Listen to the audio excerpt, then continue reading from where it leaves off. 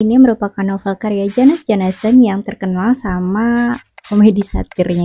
Hai, assalamualaikum, annyeong. Jadi kali ini aku mau review singkat novel yang berjudul The Girl Who Saved the King of Sweden. Novel ini tuh bercerita tentang Nombeko, gadis yatim piatu yang besar di sebuah daerah bernama Soweto di Afrika Selatan.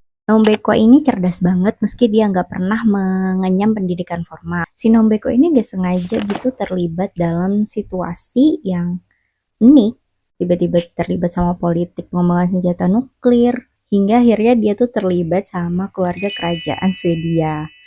Aneh kan? Nah, yang aku tangkap dari sini tuh cara dari Jonas Jonasson dalam mengkritik sistem pemerintahan dan birokrasi yang kacau, gak hanya di negara yang merupakan latar dari cerita ini. Kayak negara itu tuh nggak mampu gitu untuk mengelola atau mengurus hal-hal yang merupakan hak dari masyarakatnya. Jonas Jonasson juga mengkritik tentang cara pemerintah yang enggak becus dalam mengelola krisis.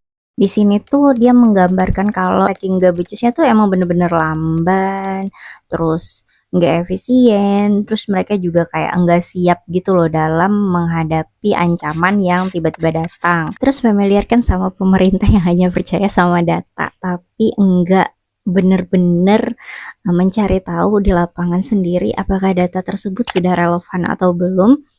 Dan yang terakhir yang aku kagumi memunculkan karakter Nombeko sebagai seseorang yang bukan siapa-siapa, yang pada akhirnya yang justru malah jadi pahlawan di situasi krisis tersebut.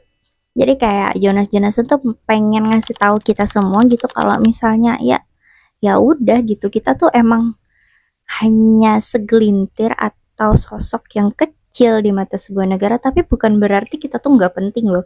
Dari yang sedikit, yang kecil-kecil ini nanti suatu saat akan berkembang menjadi sebuah kekuatan yang justru membalikan suatu keadaan yang udah sekacau itu. So, untuk kamu yang ada di luar sana, bisa jadi kamu adalah sosok Nombeko sendiri yang mungkin saat ini tidak didengar, tapi suatu saat nanti mungkin saja suara kita yang sekecil ini bisa didengar oleh orang-orang yang berkepentingan di luar sana. Itu aja dari aku. Terima kasih yang udah nyimak. Wassalamualaikum.